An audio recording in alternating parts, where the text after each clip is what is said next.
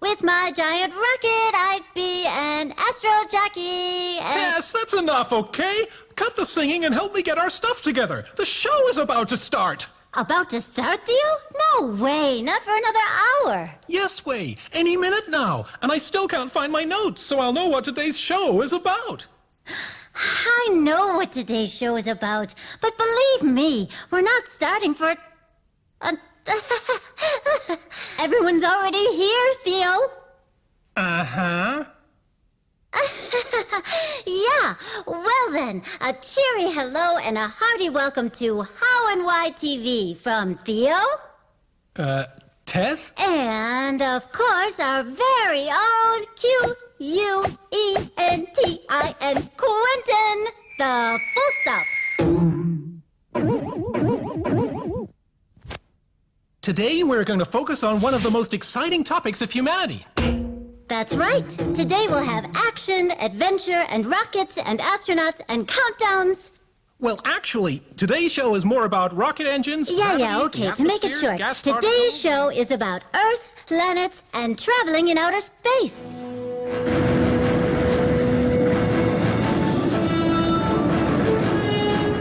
A rocket starts its engines and lifts off. The beginning of an incredible voyage for the astronauts. In their spaceships, they leave the Earth behind them. When they arrive in outer space, they look back on the planet we live on. From up here, the Earth looks like a giant marble floating in space. And all around are untold other planets still to be explored by the astronauts.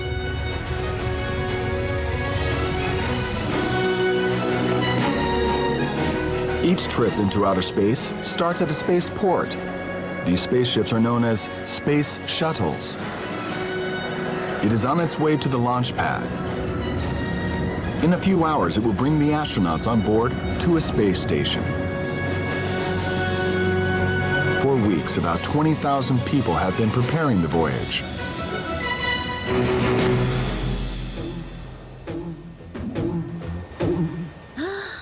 Incredible! Wow! I'd love to get on there now.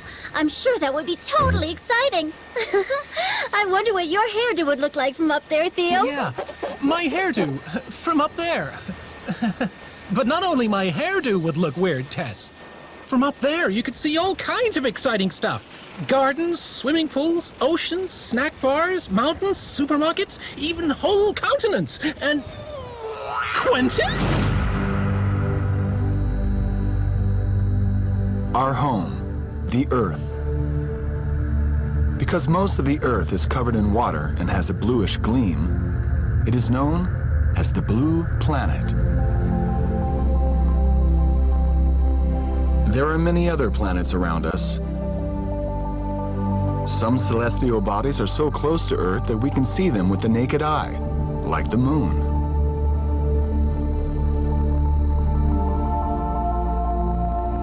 Through a telescope, one can see our most distant neighbors. Flying into space toward the Sun, one first encounters Venus. Then Mercury, and finally, the Sun. Looking in the other direction, away from the Sun, and beyond the Earth, we find Mars. Then comes Jupiter, our largest neighbor. Next is Saturn, with its rings. Then Uranus, and Neptune. And finally, the tiny planet Pluto, accompanied by a huge moon. The Earth has 8 neighboring planets. Together with the Sun, we call them the solar system. That's because the Sun is in the middle and the planets circle around it. For a long time, people could only observe the planets through telescopes and believed our solar system to be the only one. But that isn't true. There are far more planets and solar systems. Many solar systems together are called a galaxy. We've christened our galaxy the Milky Way. The red square marks our solar system. But that's by far not all. The Milky Way is only one of many, many galaxies, which together form the universe. That's a whole lot of planets. Hey, I know that one there. That's Earth, right? Yeah, and the stuff around it is our solar system. Our solar system isn't just made up of Earth. There's also Mars and Jupiter, Saturn, Uranus, Neptune. Yes, but they're all so much bigger than Earth. Some of them are, but Tess, as far as size goes, that ain't nothing yet. Just imagine, all these planets are in our solar system. But there's not only our solar system, there's a whole lot more. Huh? What? Theo, we're totally tiny. Yeah, and all these solar systems together form a galaxy, and there are a lot of those around, and all put together, they make up the unbelievably huge universe. Theo, we've completely disappeared. No, we're still just where we were before in our solar system. Thank God. Planets are celestial bodies that don't produce their own light and circle around a sun, like our Earth, which orbits the sun. The sun is at the center of our solar system. There are many suns, generally known as stars. These stars or suns are balls of fire which generate light and heat. Huge firestorms rage on their burning hot surfaces. Stars are so bright that they can be seen even from very distant planets. At night, when we look at the heavens, we can see stars shine. The sun's rays are especially important to us on Earth because they supply us with the warmth we need to live. This warmth creates water and the mantle of air we call our atmosphere.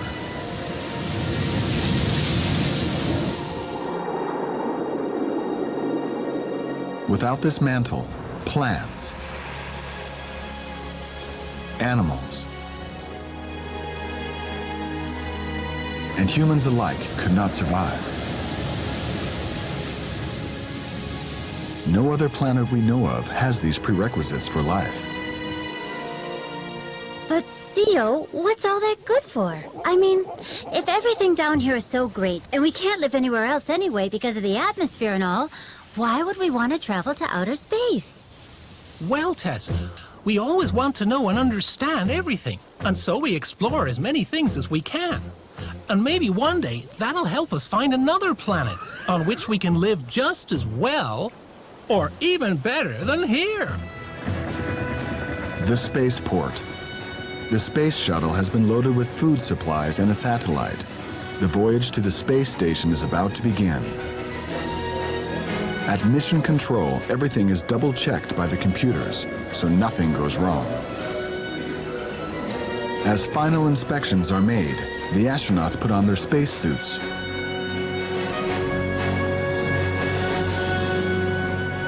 The big moment has come. The astronauts head for their spaceship. It has taken them years to prepare for their trip to outer space. Years of studying and taking examinations. Not until they have passed all their tests are they allowed to commence training in the model of the space station.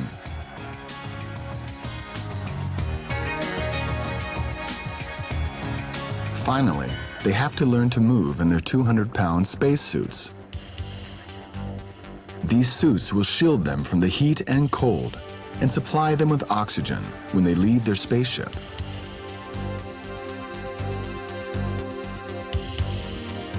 During training, they are lowered into water basins to simulate floating in space, an important exercise. Because astronauts need to be able to climb out of their ship to repair damaged parts on their station. Quite a challenge while wearing their bulky suits and thick gloves and having only limited visibility through their helmets.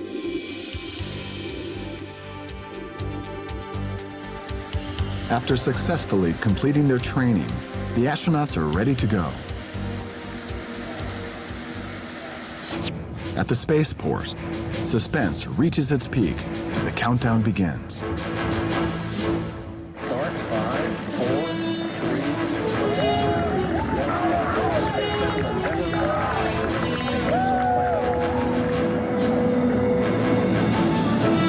At more than 16,000 miles per hour, the rocket blasts toward outer space.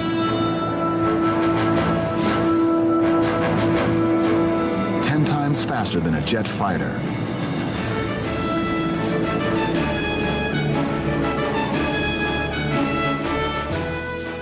Man, I'd love to fly in one of those fast rockets one day. Fast?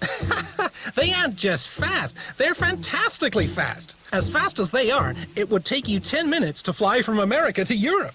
They're faster than jet fighters, faster than a cheetah and an antelope together, and faster than... Yeah, all right, Theo. I get the picture. Bloody fast, okay? But do you actually know who came up with rockets in the first place? My little bright Well, spot? actually... Hang on, I'll give you a little hint.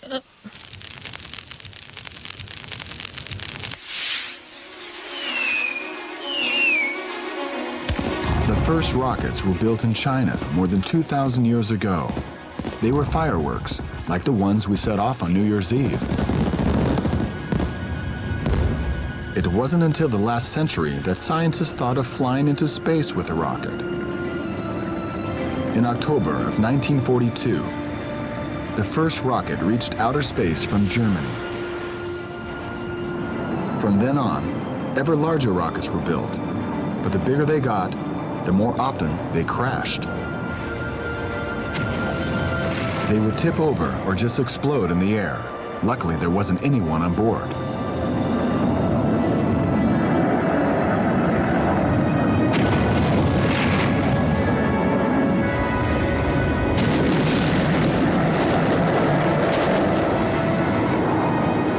After countless attempts, the first large rocket successfully took off. They may look completely different from the fireworks from ancient China, but they work according to the same principle: thrust. Casting an object in one direction forces the one casting in the opposite direction. Here's an example. The boy throws the ball away from himself and is pushed lightly backwards.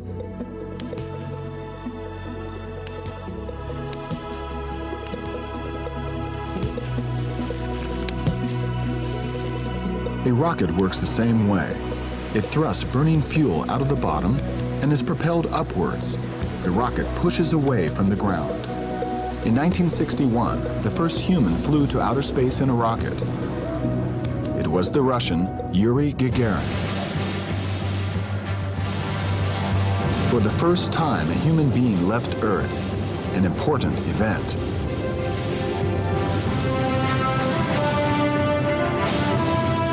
Yuri Gagarin had to travel to space in a cramped capsule.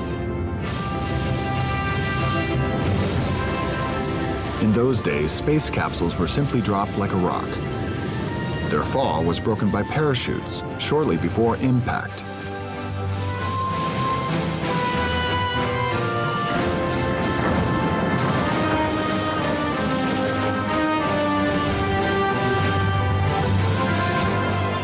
Then the capsule had to be located in order to free the astronaut. Often these capsules were so badly damaged by the return trip and the impact that they couldn't be used again. This was a disadvantage.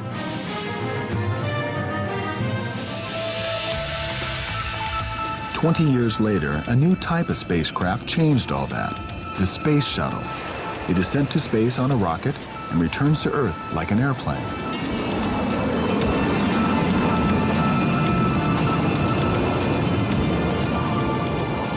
Unlike the old space capsule, the shuttles can be used again and again. Also, they are much bigger, so the astronauts have more space to live and work. These are the four most important components. In the middle, a large tank, which supplies the shuttle with liquid fuel. On either side are booster rockets, which supply the initial thrust. These 3 units put the shuttle on course and are then jettisoned. Finally, the spaceship is attached, in which the astronauts will live and work. There is so much room in the space shuttle that large instruments like satellites can be lifted into space along with the astronauts. In outer space, the astronauts open the cargo bay and release the satellite.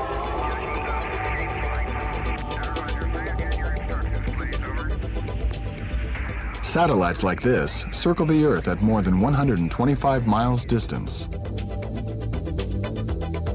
They can take pictures of our planet and return them to Earth, or they help us make phone calls by receiving signals and forwarding them to the person we're talking to.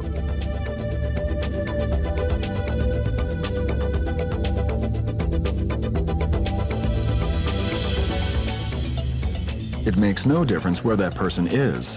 Satellites connect us with any place on Earth, and that in a matter of seconds.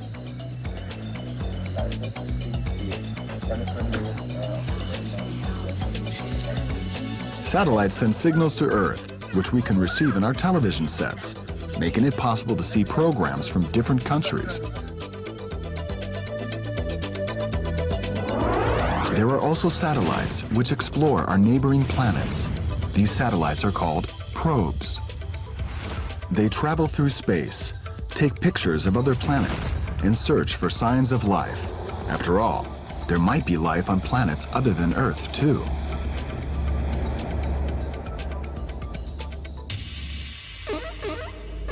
That's pretty exciting, all that about other living beings, huh? But what do they actually look like? I have no idea. To be quite honest, I have actually never seen an alien, and neither have scientists. For my part, I believe they exist. I'd really like to meet one of them someday. They probably look totally different from us. With huge, gigantic eyes, long, thin antennas on their heads, no nose, and somehow, I don't really know why, I imagine them to be green. That kind of thing only exists in movies, Tess. There is no real proof that extraterrestrials exist. Your imagination is probably playing games on you.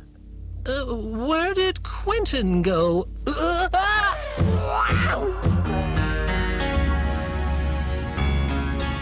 The shuttle takes 1 day to reach the space station.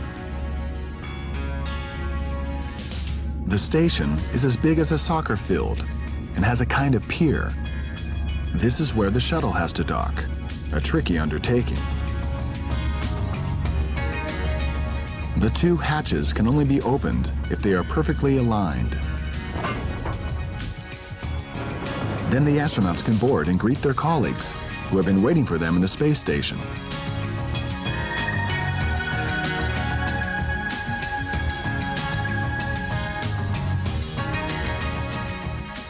In honor of the occasion, the astronauts have dinner together, and that's not that easy in space because the food floats around in the room. Liquids like milk form blobs, and bread gyrates in the air. Brushing one's teeth is different here too. One can do it in any position, because unlike on Earth, there is no up or down.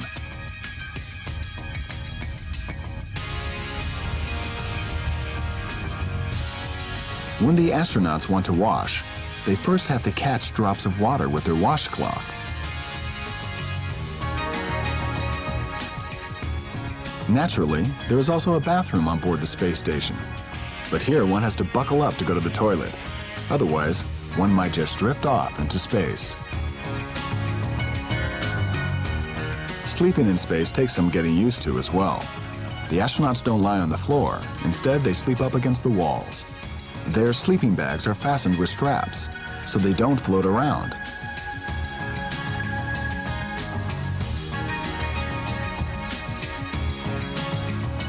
After resting a little, the crew gets to work.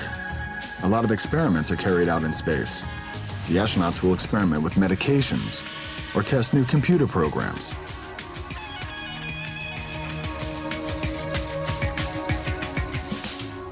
Here, the astronauts are preparing to leave the space station in order to undertake a repair job.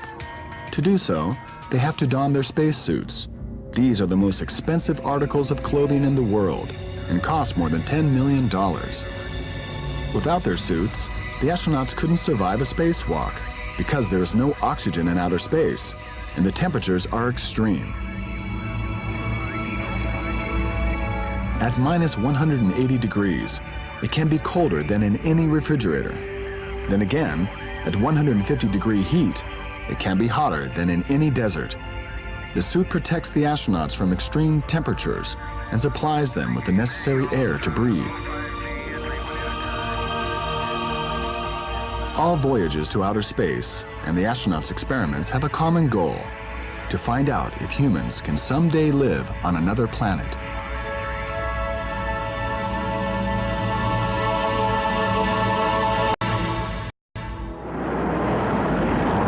So far, man has only landed on one celestial body. Aboard the biggest rocket in history, 3 men headed to the moon.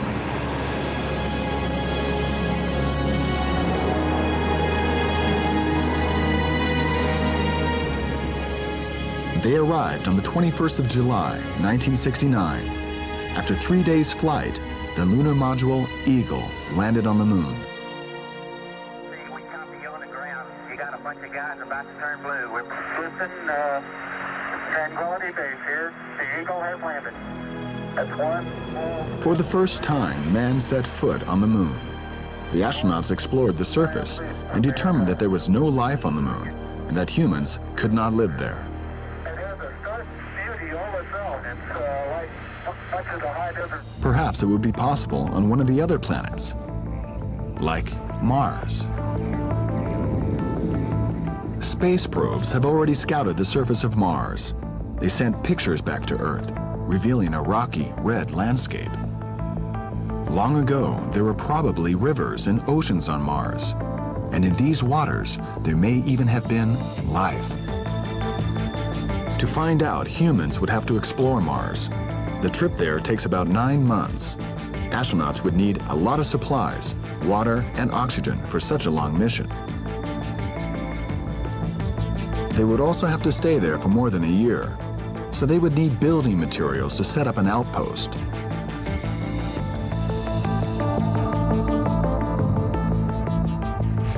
Whether astronauts could survive that long on a foreign planet needs to be tested aboard the space station. Astronauts will have to travel to the space station many more times and return to Earth with the results of their experiments. The astronauts are preparing for the return flight to Earth. The high speed and friction with the atmosphere create immense heat, causing the bottom of the spaceship to glow.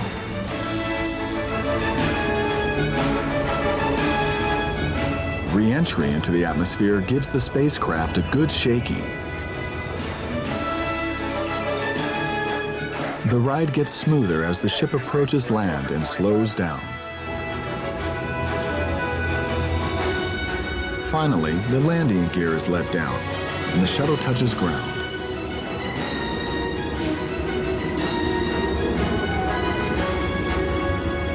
An exciting voyage to outer space comes to an end. Soon, the spaceship will take off again on a new mission to outer space. And maybe someday, the astronauts will actually discover a planet on which we humans could live. I'd love to go along on one of those trips, on a real outer space mission, in a real live rocket. Yeah, a miracle of technology, those rockets, when in fact it's all really simple. It blows burning fuel out the bottom, then it pushes off from the ground and flies up into outer space. Like I said, totally thrilling and incredibly fast. Just the right thing for me. I think I'll go apply to be an astronaut right away. So, what do you think? Wanna come? No, Tess. That's too dangerous for me. I'd rather read books about it. Okay, then I'll go on my own and take a look from up there how tiny the Earth actually is in this gigantic universe. First of all, I'd really like to cruise around Saturn, and then take a side trip to Mars, and then zoom straight through the Milky Way. I'm really impressed, Tess. But I think it would be too strenuous for me, what with all that weightlessness and lack of oxygen. I bet it would be great, but I think I'll stay here anyway. Oh, and why? Well, who else is going to announce what the next episode of How and Why is going to be about?